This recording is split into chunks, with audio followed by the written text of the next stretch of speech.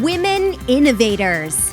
Interviews with women with big messages and big missions, sharing their stories to inspire you to live your passion and step up to make the world a better place. Here's your host, Tami Patzer.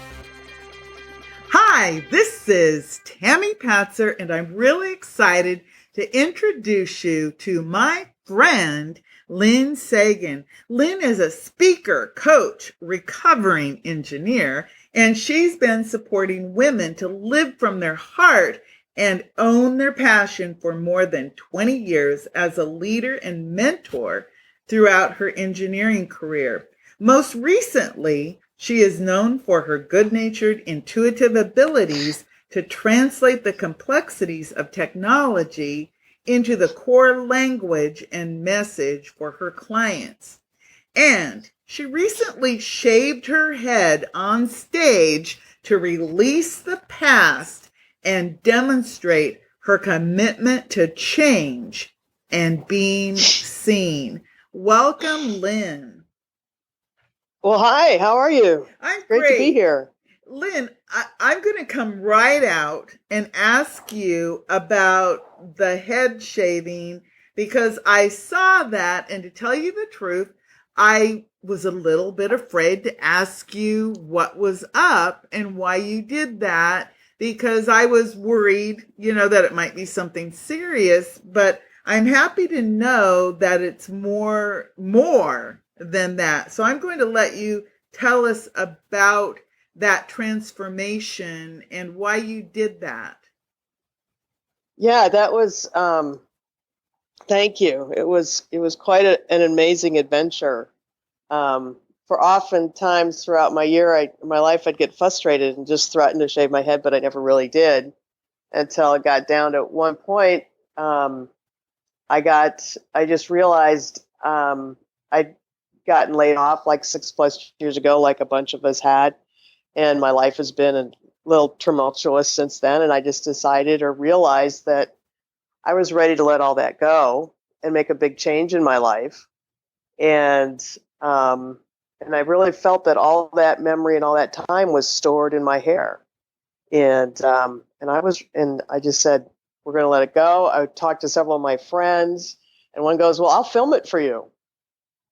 And then she goes, you can do it on my stage. And then, I gulped and I said, okay.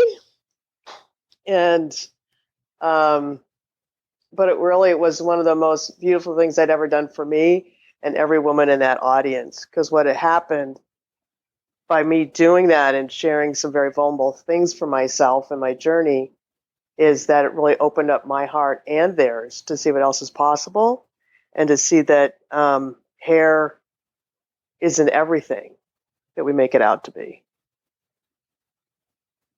Wow. That is so amazing because what you just said about that you felt that all of those issues were stored in your hair, and that is true because they can do an analysis on your hair and they can tell all kinds of things about the time of what was going on over time with your hair. So today, are you keeping your head shaved? I am. And it's been talk about why you're doing that and what is going on with this movement. I guess it's almost like some type of a freedom of expression because many times women that their hair, they call it the crowning glory, and yet you're choosing to go without. Now that's very interesting. Yeah, it's been an interesting adventure. I'm choosing to continue to go without because I feel like my first year to do it was to kind of get used to it, and now my second year is to own it. Oh. And so I don't know where it's going to go the next year, but I know it's been really an interesting adventure because it's like wherever I go, part of it was I wanted to be seen, right? I was tired of hiding. And I knew whatever I did with my hair, I had all these suggestions. I'll cut it short or do some fancy makeover thing. I'm like, well, then tomorrow I can go back and be the same old me, right? So if you shave your head, there's no hiding. because you like stand out. Like I was at the Parliament of World Religions where there was like 10,000 people in Salt Lake City last year. And people remembered me partly because I was bald and easy to see. And so, and then wherever I go, the women that have their heads shaved for whatever reason or have in the past done it, they always come up and talk to me. So it's been really a great thing to meet new people. And for me personally, it is really about owning who I am, and without and having a big voice in how I want to express myself and be seen in the world. Because nobody can tell me how to cut my hair right now, because it just is.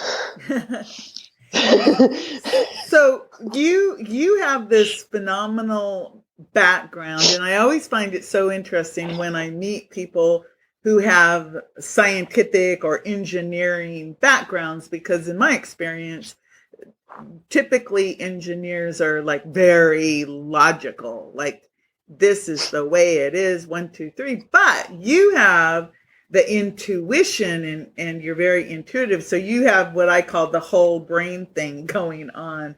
Tell me more about how you are moving forward with your mission and your message, and how do you help people, and who do you help?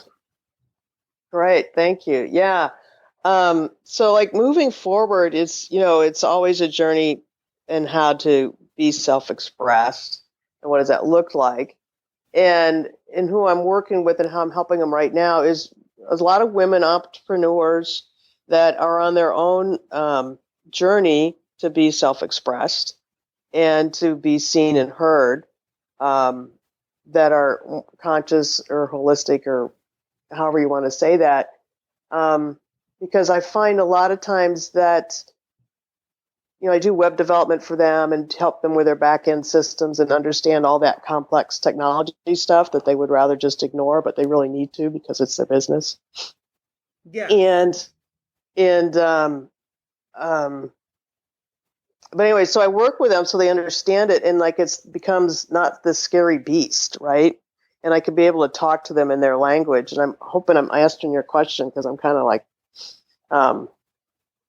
I'm kind of passionate about it. But I've seen so many women get taken advantage of, basically because they don't know what they're doing. They don't know the ins and outs of certain things, and they go hire some web developer guy, and he says, "Oh, I'm going to build this custom site for you, and it's going to do X, Y, and Z, and go to the moon and back." But it's really way more than they need, and it's so complex they can't even maintain it. And then they come to me, and I help them fix it or redo it. And so part of my mission is to help eliminate some of that, so that they don't have more than they need, but they have room to grow, and they feel good about what they have. I think that you just hit the nail on the head with many women. Women seem to have this big vision, and they know what it should do and what it looks like, but then it's that technology, and they don't know things like the cost factors. How much should this really cost me to do this? What can I do that makes it easy so that I can keep it up? And how come, the people don't get me, and I think that that's so important, because you have to have that connection with your technologist, so that they're getting the purpose, and that they also, like you, they understand what it is you're trying to convey, but they make that technology easy, because that I run into that problem all the time. So if you were to give me the top 3 problems that you see the conscious women entrepreneurs having with technology, what would it be? One would be like the shiny object syndrome.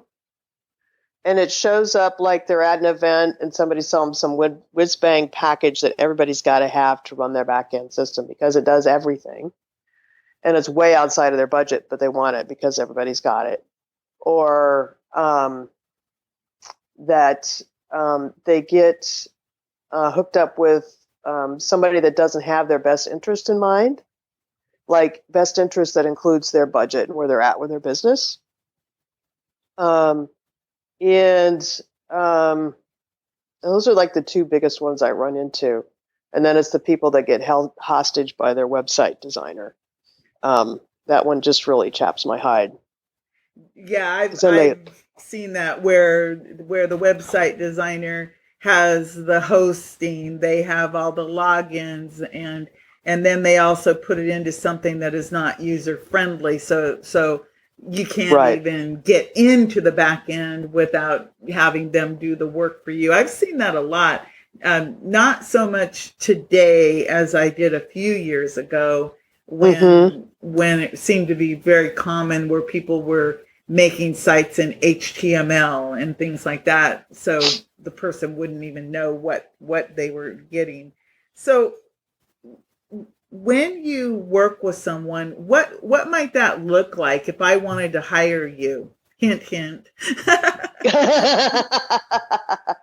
Well, yeah, thanks. But the first thing is I'm going to have a conversation with you. And, as you talked about earlier, I've been an engineer, and my first part of that was in customer service. And so I always want to know, what is the problem and how do you think it's supposed to work? And then when I'm working with entrepreneurs, it's like I want to know your mission and your vision for your business, because I'm part of helping you create that. And if I don't if I can't grasp part of that and own part of that with you, then it's really challenging for me to create what it is that you want. And I look at it as we work together as a team to produce that. And then I bring to the table what my expertise is, but you bring the expertise of what your business is. So for example, you could help with creating a website, content. What about webinars or telesummits or live events? How far do you go with that part of helping people? Basically, I've done it all at this point. I've produced, online radio shows. I produced webinars, telesummits, helped build all that. This summer, I just built this amazingly complex funnel that I had to remember all of my logic from when I was a programmer. I had to do that. And I'm like, okay, how is this going to go? So everybody flows in the right place. And, one of the things I really love to do is to help people with their live events, because then you get to really see live and in person them show up in a much more powerful way than they imagined they were able. And that's like the icing on the cake. Wow. So not only can you help with the technical online stuff, you can move it out into the real world. Talk a little bit. Many of the people listening are very interested in how to make money with their website, with their online presence. And you mentioned creating a funnel. So maybe just briefly, if you were to tell somebody a short, not a complex funnel, but a really simple funnel, what might you suggest to them? Well, a funnel is as simple as having an opt-in box with a free giveaway on your website, or having a product for sale or a program for sale. And you want to have a way to, like a funnel is shaped with a big open mouth and a narrow outlet, so that you can bring in lots of people and work them through the process to see if they're the right fit for you. So like you would want a reason for them to be on your list, a reason for them to engage with you. You'd want to give them something as a thank you. And then offer them something for sale to be more engaged with you, whether it's maybe it's even a more bigger free program or a low cost program or something, and then continue that engagement as they want to know you more and more to where they work with you directly one-on-one eventually. And it's kind of like, I've had it described to me before, it's like going on a date. Your first date is a coffee date. The next date, you like go out to dinner and a movie or something, and then it progresses, right?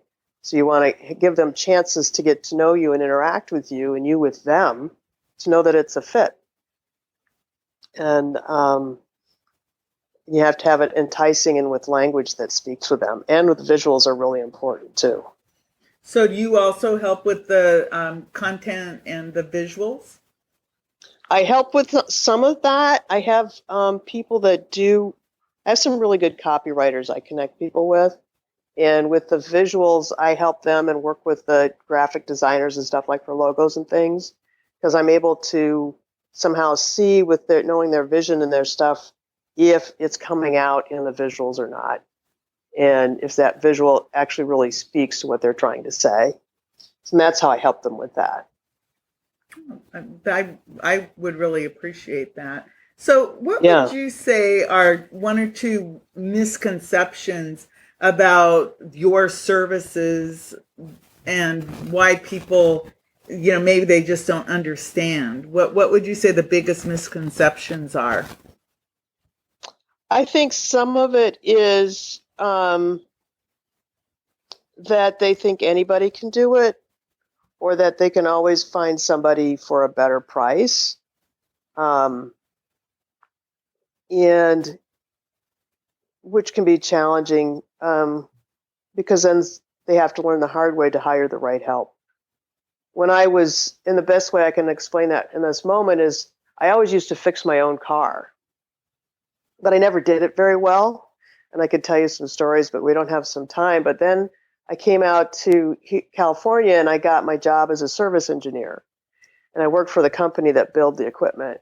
And I really got the importance, not just the importance, but the value of having people that are intimately trained to work on what it is you want to deliver what's the right thing. So from then on, I always took my car to the dealer or a qualified professional to fix it. And it's the same thing with your business and your website. Anybody can do it. You can ask 12 people and get 12 different answers, but you really want to work with the professionals that have your best interest in mind. I think that's a really good point, because if you see your website as just a commodity and you go for, whoever calls you on the phone and makes you promises, you're going to find out that it is not representative of you. It's the cookie cutter approach. Another thing, I think, what about people who, it's like, here, Lynne, take care of it. What do you say to people who think that they can just do that? Well, it's interesting that you ask. To me, that's kind of like, here, Lynne, take care of it, is like, here, Lynne, I'm giving you responsibility for my business. And, that's kind of a strange place to put your people in, right? To be responsible for your business. And then if things, because really, you're the one that's responsible. There's certain things that, yes, I can take care of, fix this funnel or make this thing work better. And there's certain places where you really need to own it and be responsible for it. I've had people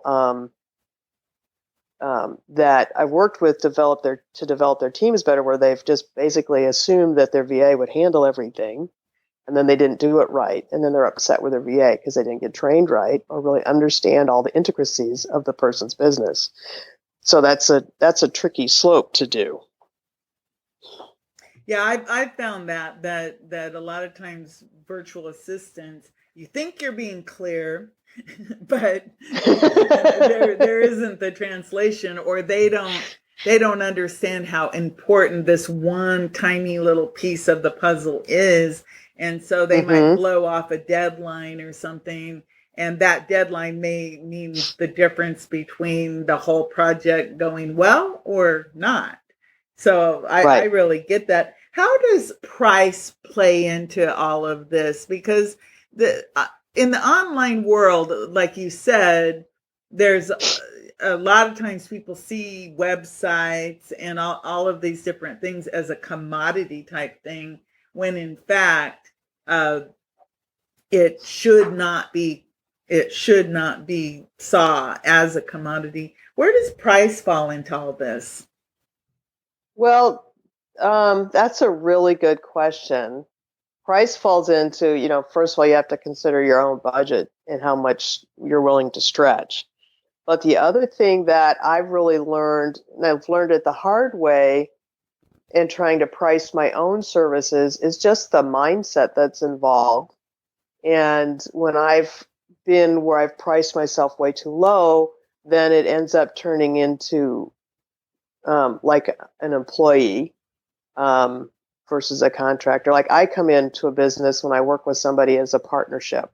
But if I price myself too low, then that relationship changes and then it gets complicated.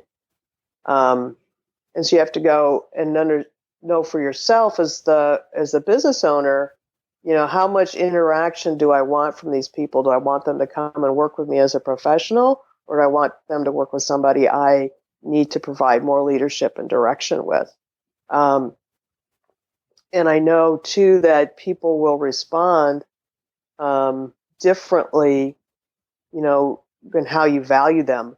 And value comes in the price you pay, and value comes in how you treat and speak to them.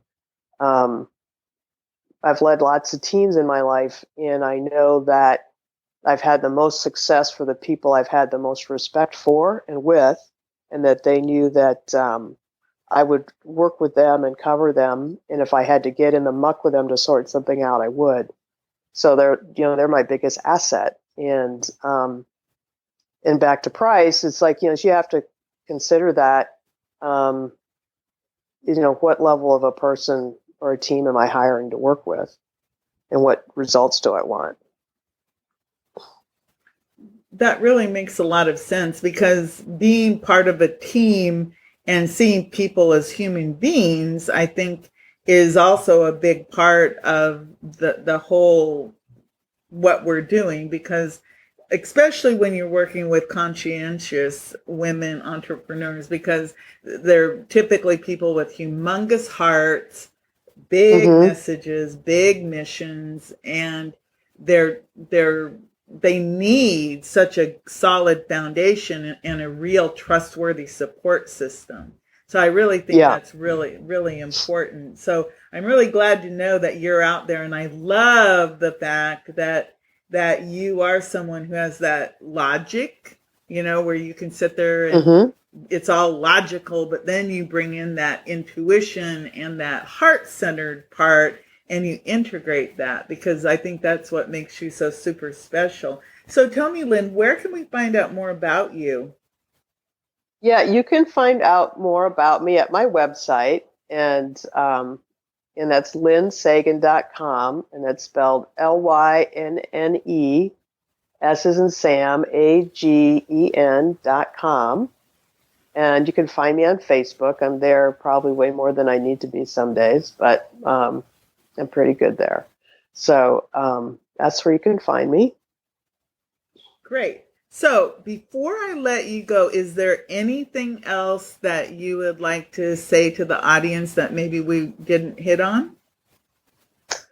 There's a couple of things. One is your team is really important, and it'll make or break you, is the bottom line I want to say about that. And I do have a free giveaway, and it's like 7 things you need to know to make your website rock. And you can find that on my website at lynnesagen.com/7 things. And I'd love to share that with you. And I think that as women, especially in this day and age, in any day and age, but especially now, is that it's important for us to find the courage to step up and be seen, to let our brightest light shine. And that was one of the big messages from when I shaved my head, is to just let your light shine and encourage others to do the same. Thank you so much, Lynne. I really appreciate your inspiration. And the next time I see you, I'm going to touch your head, if that's okay. That's okay. And it'll probably have glitter on it too. So. Because I think you are like a living, walking symbol of that bright light. of a person who said, look, I'm going to be seen and stand out, be heard. And I really appreciate that. Thank you so much. Thank you. This is Tami Patzer. Go make it a beautiful day. You've been listening to Women Innovators with Tami Patzer. To learn more, please go to womeninnovatorsradio.com. And please do subscribe and share to spread the big messages and big missions to change the world.